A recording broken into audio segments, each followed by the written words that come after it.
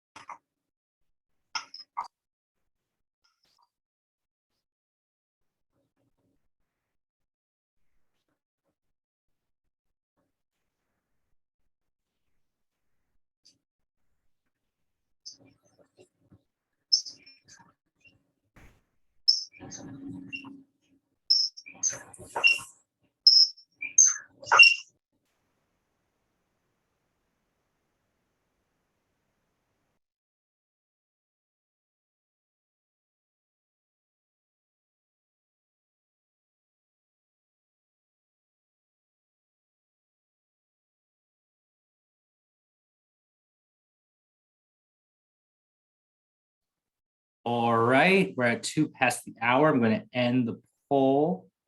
Looks like we have a few movies got the majority of the votes, but a lot of fans of satire. Adam McKay, Don't Look Up, at 33%. But with that, we'll get started with Responding to RFPs 101.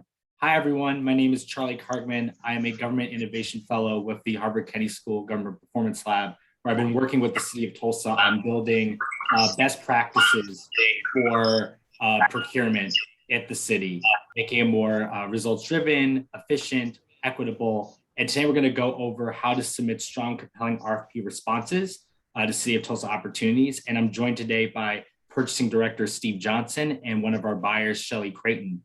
But I'll pass the mic to Steve just to get us started. Steve?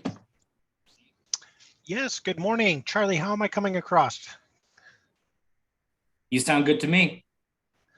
Wonderful. Thank you. Yes. Good morning, everybody. We're so excited to have you here. Thank you to all of our partners out there in the community that helped get this message out so that we could have a wonderful discussion today on developing RFP response. So one thing that we are trying to create here is to make sure that we have a great customer experience, that you have a great customer experience with the purchasing department. So we want to make our procurement process as accessible and friendly as possible. It's a major priority here for the City of Tulsa. We want your bidding experience to be clear and efficient and welcoming, no matter what type of product you have, what type of service you provide. We want to make this as open and fair and transparent as possible. And we also are especially welcoming businesses that are new to contracting with the city. We're so glad that you all are here and really look forward to this discussion here today with all of you. And that leads me into the next slide here of what are we going to be covering today in responding to RFPs. So it's what, how, and of what we're going to cover here. We're going to give an overview of the RFP's form, the structure, the content, its purpose. We're not going to be focusing on IFBs, invitations for bids, the straight hard bid items here, just strictly on RFPs. We're going to go over the guidelines for submitting RFP responses to the city's clerk's office correctly. And we're going to give you 5 tips for writing strong and compelling RFP responses that best highlight your firm's strengths. And so the goal here is to learn how to respond to RFPs accurately and effectively, such that you present your company well in that RFP response, and it makes it just that much easier for us at the city here to evaluate those responses and your firm's strengths to make the best decision possible. There are a few items, housekeeping items, that I'd like to cover before we get into this. And by all means, if you have a question, we want to hear it, but if you would not mind, please putting it in the chat. We're going to save some time at the end of this session to address those questions. And we'll also be able to address questions online during the breaks in this session. The quiz time here, we'll be able to respond in chat there as well. And I'm also going to ask if everybody could please stay muted unless speaking. That way we don't have feedback or talking. That way we can make the most efficient use of this time and be able to get questions answered as accurately and quickly as we can. Now, as Charlie said, this session's also going to be recorded, and we're going to place it on the Selling to Cities website so that it can be utilized for future reference, and encourage you to have anybody else in your organizations who you think would be interested in or to see this. This will be a good way to provide that to them. So again, thank you all for being here. We really appreciate this and look forward to this discussion. Thank you so much, Steve. So I will start our discussion of the RFP by first just explaining what is an RFP, or request for proposal, as some folks are veterans that you really know this, but others are really new to procurement. So really what I like to say is that an RFP is a problem to solve, a job description, and an opportunity for innovation, but I'll unpack each piece. The problem to solve is when you go to an RFP, this document explains an opportunity for you, a firm, a vendor, a nonprofit, to help the city address a particular need or achieve a certain goal, whether it's language access services, economic development, we need janitorial services or mowing. The RFP is going to lay out what is the problem we're trying to solve, what's our goal, how we're going to measure progress toward that goal, and what do we expect from you in addressing that goal. So the best RFPs really are job descriptions. It's not a to-do list. You must do this, you must do that, but rather here are activities we think will help you achieve our goal. And these are the elements that we're going to be evaluating that performance. So unlike an invitation for bid, we don't just evaluate RFP responses on price. In fact, we evaluate primarily on qualitative factors, past performance, experience, expertise, creativity, innovation. These are the things that we'll be evaluating our RFPs in. And then there's an opportunity for innovation that we're really asking you to not just do exactly what we say, but offer any suggestions you have for addressing our problem.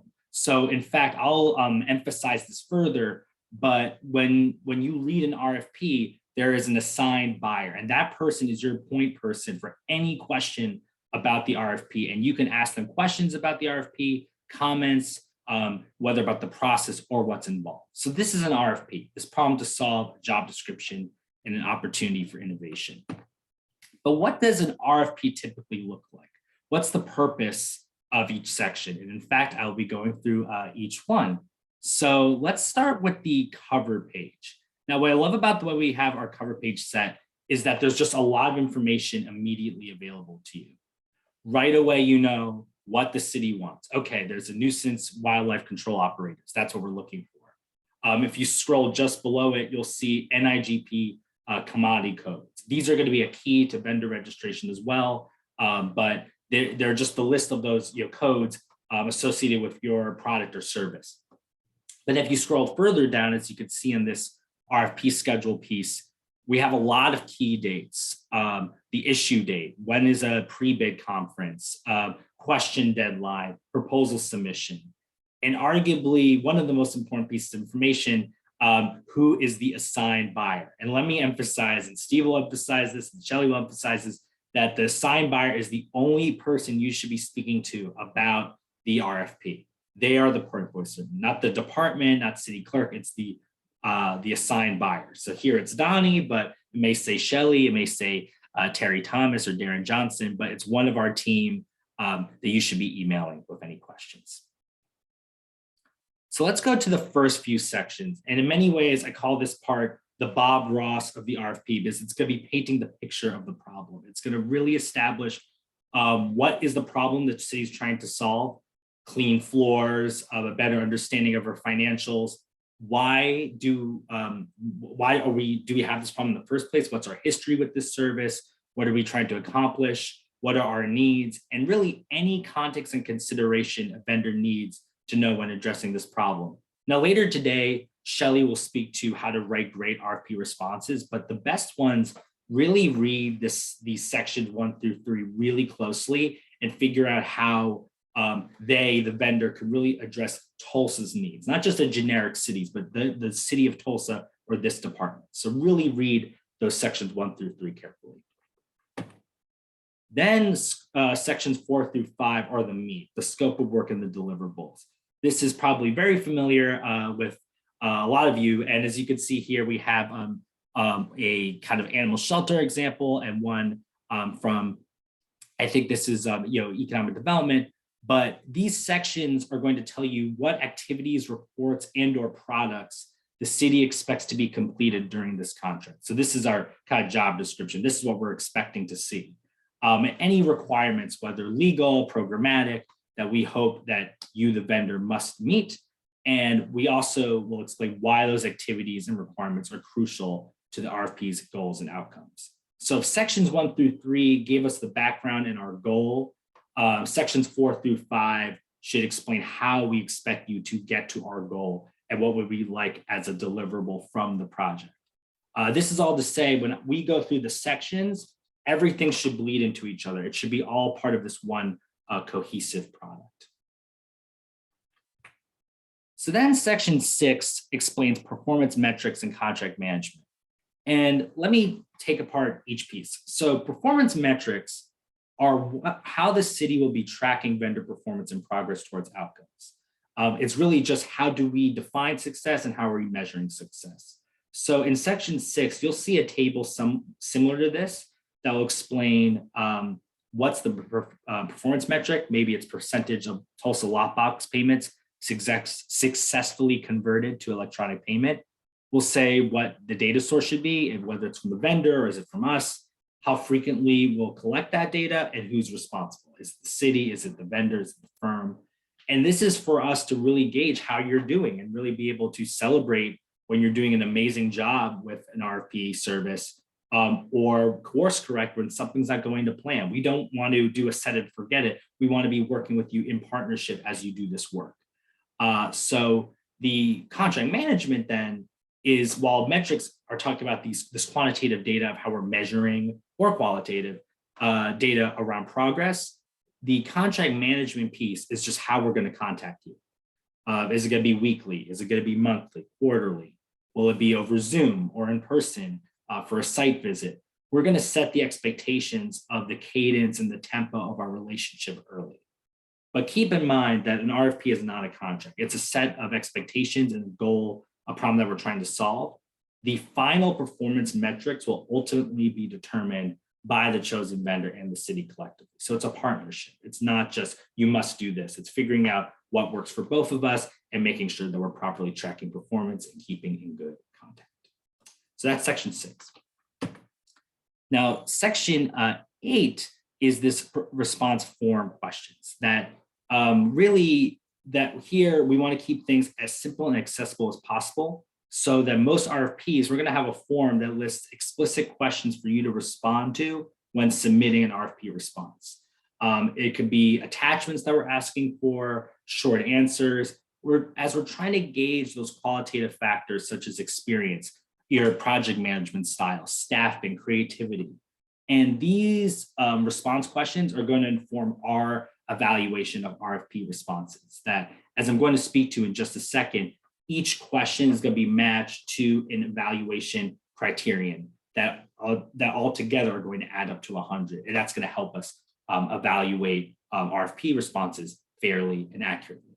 But what I love about this is that everybody is going to be responding to the same form and submitting the same materials. So whether you are a small business or a big business with a huge administrative office, you're going to be judged on the same materials. And this is our effort to really reduce bias. Now, section 9 is the evaluation criteria. So as I said, everything here really should blend with each other.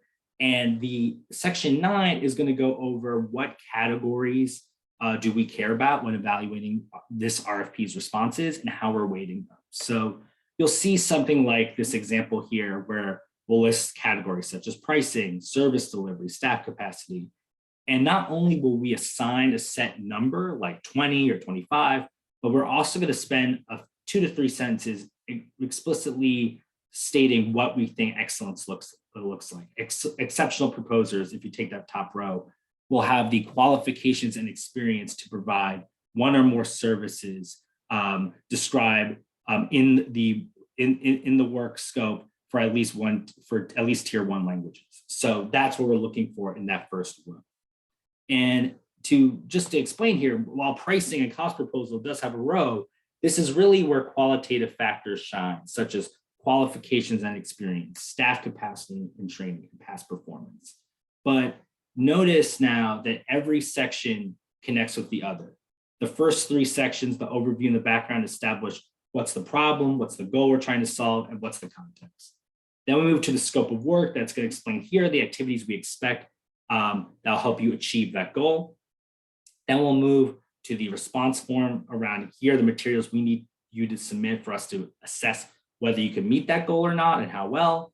And then in this last section, section 9, we'll go over evaluation criteria. Now, for some of you at home, you may have noticed we skipped one section. That's because that's focused on submission, which Shelley is going to discuss in just a second. But we want to make this fun. So we're going to be just sprinkling quizzes throughout this RFP webinar. So please in the chat, tell us which of these statements is true. A, there is no part of the RFP explicitly dedicated to the RFP's goals and the context surrounding them.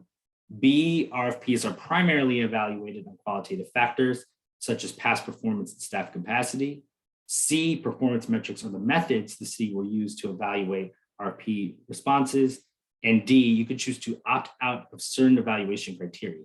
RFP responses are each evaluated on a different set of criteria. So please put in the chat which you think is true. All right, folks are looks pretty overwhelming for B here, Charlie. A lot of B energy, a lot of energy for B. Are they right, Steve? I'll give it 5 more seconds in case we have anyone. Oh, we have a C. Linda is going to C. Give 10 more seconds in case anyone else wants to do a different one other than B or C, but only one of these is true. I'll go 10, 9, 8, 7, 6, 5, 4, 3, 2, 1. All right, so is the majority right? Yes, they are. B is correct. RFPs are primarily evaluated on qualitative factors such as past performance and staff capacity. Now, C is a little tricky. Your performance is evaluated based on performance metrics, but the RFP responses are evaluated based on evaluation criteria. You can't be evaluated on performance you haven't given.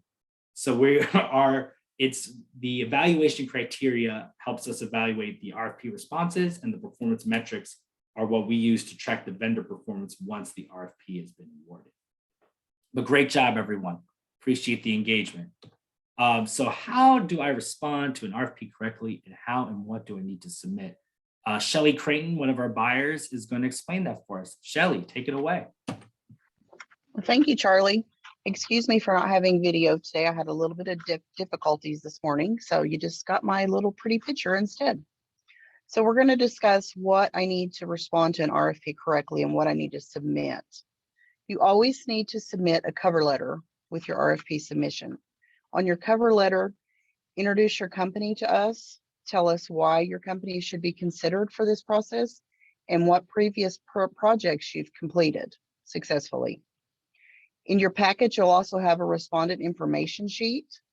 The information sheet will just list all your legal information, your company's name, if you're an LLC.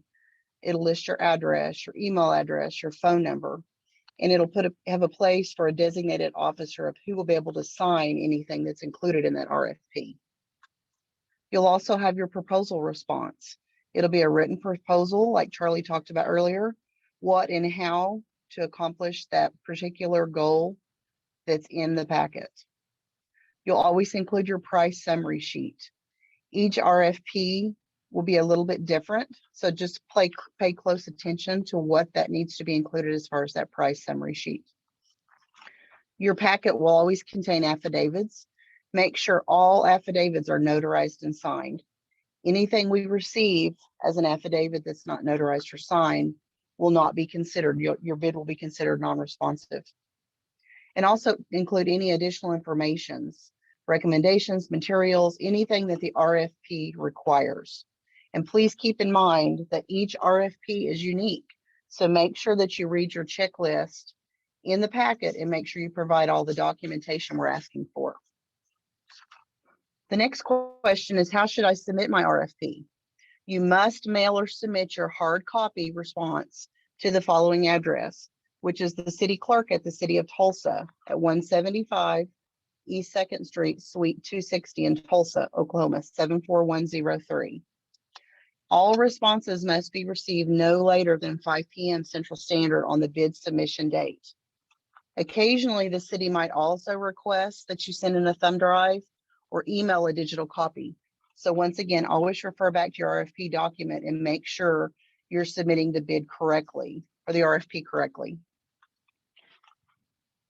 How should I submit my RFP response? Make sure on your packet that we provide in your RFP that you have your legal firm information as your return address, list the city clerk information, and always put your RFP number and description on your label.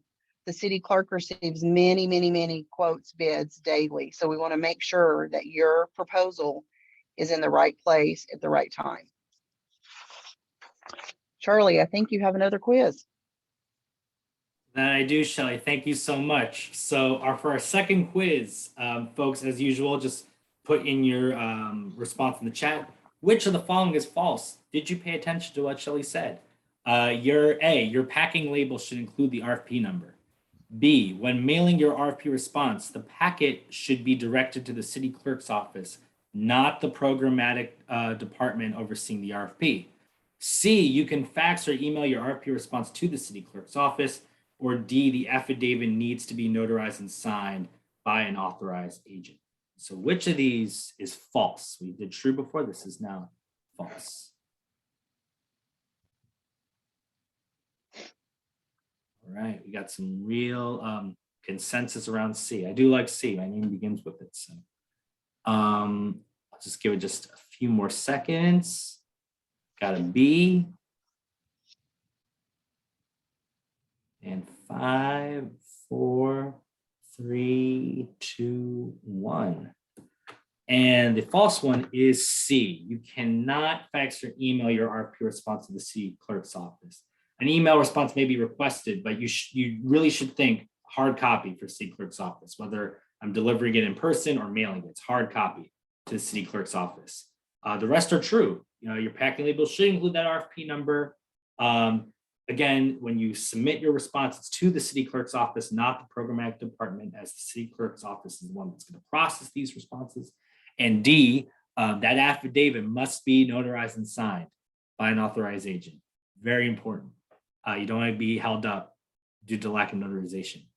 But for my favorite part of today, Shelley, you're going to go over what are the 5 most common errors firms make in RFP responses. Take it away.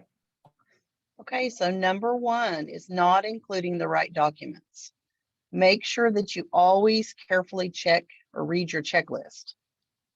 Make sure you respond to all the materials we request, no more, no less. If you do not include all the right documents, you will be considered non-responsive. You don't get extra points for attaching extra material that went unasked for. Just please include everything that's on the checklist.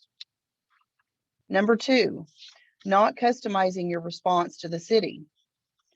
We can always tell when someone does a copy and paste job. So please don't ever copy and paste. Charlie's little phrase says, don't recycle, customize. Make sure that you genuinely respond to all the questions asked and that you demonstrate how your firm can meet the city's needs. Number 3, sharing overly lengthy responses to what sticks. Please don't provide us a book. If you can say something in 150 words, please do that. We understand you want to tell us how great you are and all the things that you've accomplished, but get to the point and give us what we need. And that just makes it a more timely mannered operation if we can just get what we need right then. Number 4, not featuring specific examples in your response. Make sure that you can give us the value add as a vendor. Share specific examples of how you can service the needs. Don't use just generic descriptions. Don't be vague. Respond to the questions and give us examples of your past projects and how you're going to approach this project. And number 5, forgetting to review before you submit. Make sure that you do I can't even talk today. Make sure you do a proper spell check, review your formatting, your grammar. Always have someone else look at your material and make sure that you've included everything that we've asked for. Charlie, it's time for another quiz. You got it. Thank you so much, Shelly. So now for our final quiz, folks. What are key things to review before submitting your RFP? Is it A, whether your responses answer the questions asked in the RFP and address Tulsa's needs? B, spelling and grammar? C, whether or not you included the right attachments? Or D, you should review all these components before submitting. There's only one right answer though, so. All righty. And everybody did great. Everyone's paying attention because of course it is D. These are all important. You want to make sure that you're answering the right questions. You want to do a proper spell check and grammar check, have a friend review it, just give it a read to make sure it's understandable in plain English. And you want to make sure you have all the right attachments. So these are all critical to submitting a really compelling RFP response. Now, Steve, do you just want to talk briefly about how vendors can learn about upcoming RFPs? Yes, thank you, Charlie. So please register online. The links are here. We'll include this in the presentation to where you can get all of the information on upcoming solicitations here. You'll be able to receive email notifications about upcoming bid opportunities based on the commodity codes that you select. Please take a snapshot of this or write down this name. If you have any troubles, please reach out to Gina. She is here to assist and will be more than happy to work with you to help you through this if you haven't any issues. The online registration here will ask for W-9 and EFT forms. You'll be able to provide all of that information and get connected so that you can see any upcoming solicitations. Thank you so much, Steve. And now we will keep recording because we think, of course, we're going to share this on the website and we want to make sure everyone hears FAQs, but really this is your time. Please put in the chat any questions or comments you have and feel free to email Steve at smjohnson@cityoftulsa.org, Shelly at screighton@cityoftulsa.org, or just the purchasing team, purchasing@cityoftulsa.org. And if you have 5 minutes, please fill out this survey. I'm just writing now, fill out this survey. We want to know how you're liking these webinars, and we want to make sure that they're effective and helpful. But thank you so much for joining today, and we'll now take any questions. And it seems like the first one is from Linda. What is an EFT? Steve or Shelly, want to answer that? I could jump in on that one. I believe that's electronic funds transfer, just AP information for payments. Yeah, exactly. And in fact, I'm going to also link to folks City of Tulsa purchasing website. So if you go to our website, we have tons of great resources. We have vendor FAQs, the vendor registration form, as well as bid opportunities. So please, oh yes, Blue Star, if you click on that website, you can register. You can also just click directly here to register as a vendor. I'll kind of go through these as I see them. So Andrea, probably by early next week, this will be on that City of Tulsa purchasing website, the recording. If you scroll down to the Selling It to the City website, there's a training opportunities paragraph. We're going to put it right there. And then Jessica Blake, you can also go to the website and just fill out the registration form as Steve discussed, as well as look at past bid opportunities. And yep. All right. So next question for both you, Shelly and Steve. Brenda asks, do you require a wet inked signature on the hard copies, or would an electronic signature be sufficient?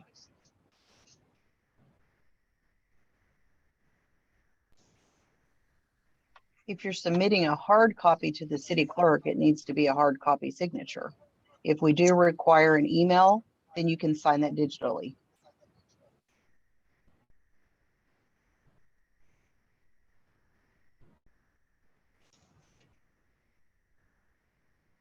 And let me just answer a couple quick ones. Andrea, yes, this recording will be shared as well as the PowerPoint. So you can download the slides as well as the PowerPoint. And Jeanette Miller, I think it's worth, if I'm understanding your question correctly, and then Jeanette asked if we have already been registered with the city but want to be included on more bids, can we go back in and request to be added to other bids? Yes, I think we're building a new vendor self-serve where you can do this all on your own. But for now, just email Steve or Shelly and say, this is the vendor that's listed. I want to make sure I'm associated with these NIGB commodity codes. And if you go onto the website, there's a really cool tool to look up commodity codes by service.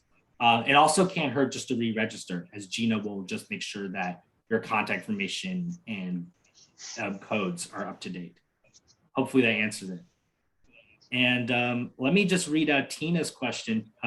What happens, Shelly and Steve, if the city receives no bids or responses for an RFP?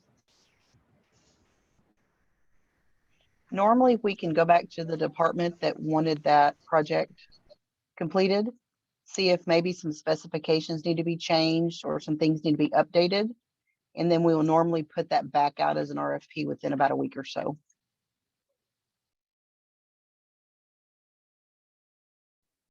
Fantastic. And I will also ask you, Shelly and Steve, to respond to Abby's question, which is, on average, how long does it take to choose the winning vendor? This could range quite a bit, but I was curious for your take on this. Yeah, I can jump in on that one. Is that all right, Shelly? Sure, go ahead. Okay. And the answer to that one is it depends. I apologize for that, but depending upon the complexity of the RFP and the evaluation criteria, it could take some time. For the less complex ones, it might be able to move that a bit more quickly, but I would plan on anywhere from a couple of weeks after submission to beyond. To a month or 6 weeks to evaluate. And I believe that we have some key dates that we try to put into the solicitation as well, so that you're kind of aware of what we're thinking on way of a schedule. But I apologize for not being able to give you an exact date or exact time, but it could vary greatly depending upon the solicitation. Exactly. And in fact, when we're building procurement excellence at the city, we want to make sure it's a streamlined process, but we give proper time for the right thing. So anything that's value add and strategic, such as RFP evaluation, we want to take the time that we at purchasing, of course, in the department think is appropriate to make sure we're really evaluating these responses thoroughly and making sure we choose a vendor that's a really good fit for the city. Keep the questions coming, folks. This is your chance to get responses from me, from Purchasing Director Steve Johnson, and of course, Shelly, one of our buyers. So I think there was a question about the PowerPoint being available as well, Charlie? Yes, the PowerPoint will be available on the website. So it may take us a few days just to get it downloaded and have everything set up. But when you go to the City of Tulsa website that's selling to the city and scroll to the bottom that says training opportunities, we actually have a link to our Responding to Bids 101 webinar that was on IFBs, but we'll also include this RFPs content. So the slides and this recording will both be shared. Ooh, Linda asks, what's the timeline on payment typically? Do either of you want to speak to that?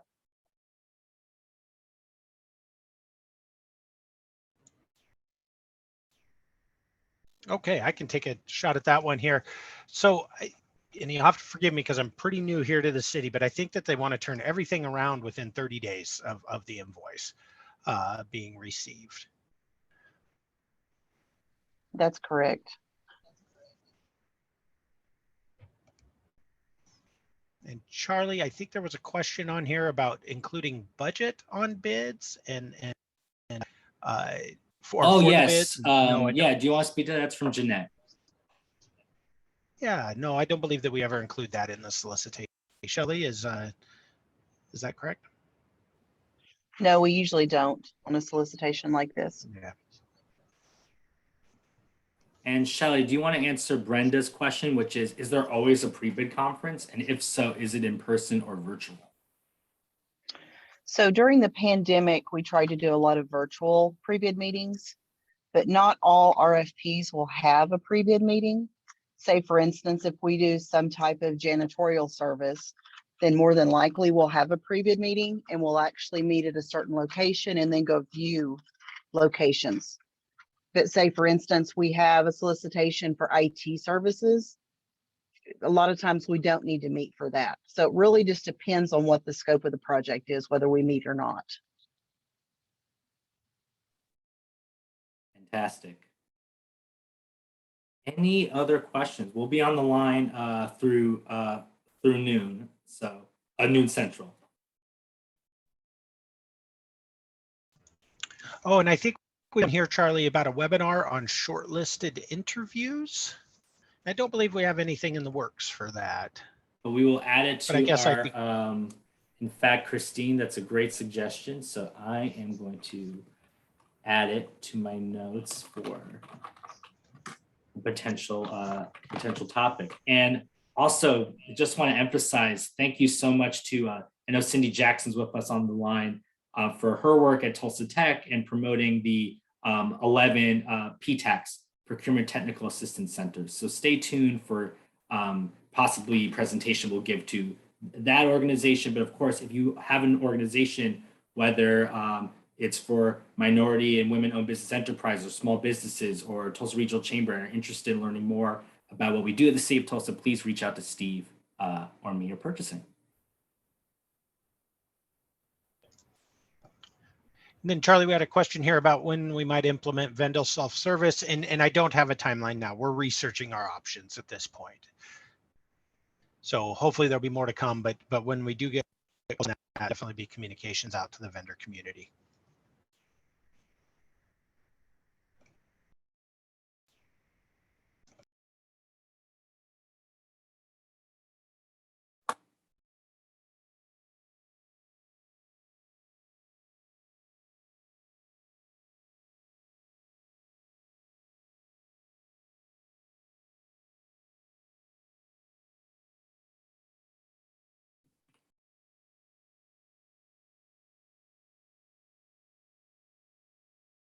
Again, pardon me from being a slight broken record, but if you haven't yet, please fill out our survey. I'll also share this over email later today, but we really want to hear your feedback. We want to make sure that these webinars are engaging and helpful and fun. So any feedback, positive or negative you'd like to share, please give it to us through this form. Thanks.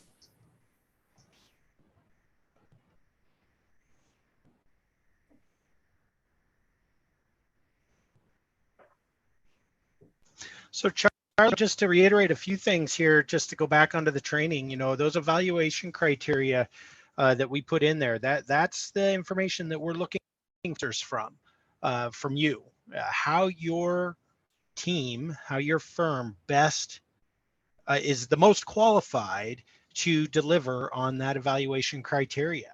And obviously we have that information in there as to what we're looking for. So respond to that specifically as had been said. I just want to reiterate this. And a couple of things to help is, you know, respond them in order as how they're presented in the RFP, because they do flow, as Charlie had said, everything is connected in here. And that helps just make the evaluation process just that much more efficient and help us return this around that much more quickly. But definitely look through that and connect it as to how your firm can provide those services and is the most qualified to do so. Thank you so much, Steve. And yes, I think that if there's sort of a lesson to take from this webinar is that the RFP really tells everything. That if you read the RFP, you'll get a sense of where we're coming from, where we're looking, what does success look like. So all the information is there, and it gives you an opportunity to really show your stuff and show why you're unique and are best suited to solve City of Tulsa's problems and challenges. And of course, if you have any question, you reach out to the assigned buyer. I just want to emphasize that, the assigned buyer, not the department, just whoever on our staff is on that first page.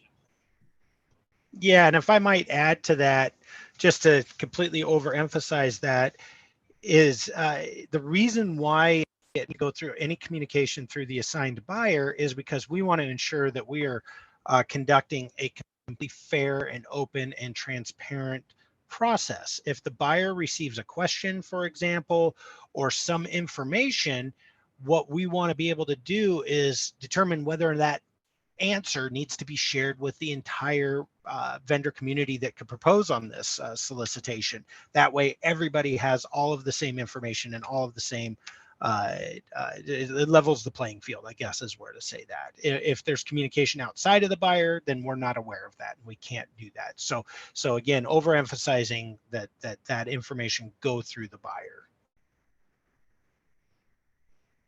Steve, Linda asked, do you have any set asides for women-owned businesses? If I'm interpreting this correctly, Linda, women-owned business and firms. Do you just want to speak to that overall? Yeah, no, we don't have sites at this point in time. We are trying to really encourage the utilization of small businesses, women and minority owned firms, but there is not any particular set asides at this point. And I don't believe that we're actually allowed to do that at this point. And let me just respond to Blue Star, who says, would you happen to have a sample of a high scoring RFP response? I understand they vary as to what information would be included. So maybe an A&E services. My first impulse is definitely look at, if you go to our website, we have all the awards published. So you could look at what won for different RFPs. But Steve and Shelly, it may be worth maybe in the future doing another webinar, kind of a deep dive of like what excellence looks like. But of course, as Blue Star indicated themselves, and I agree, this could be so different for different types of services. Yeah, you're exactly right. It's a great question.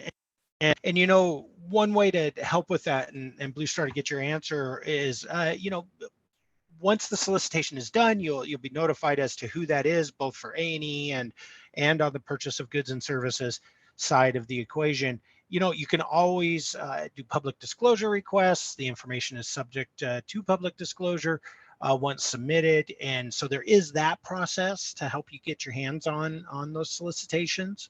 That's one option here, is just requesting that information. And so that's one way to do that.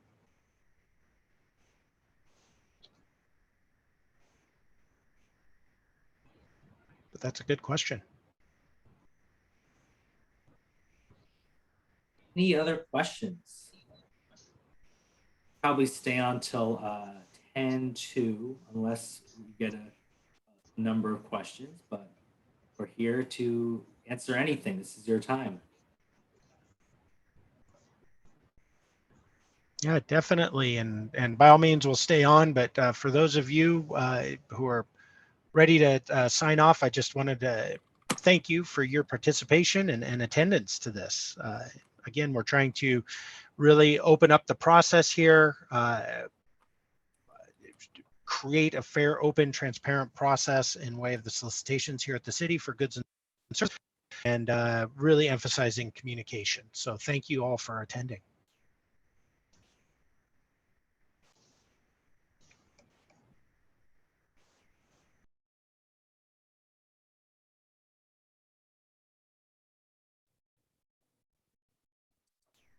Stay on till 10-2, unless we hear any other questions. so you're not a broken record here, I'll help you out. But yes, please fill out that survey. This is something, these trainings are something that we want to do on a regular basis, and we want them to be impactful and helpful. So hearing your perspective will help us do that greatly. So thank you.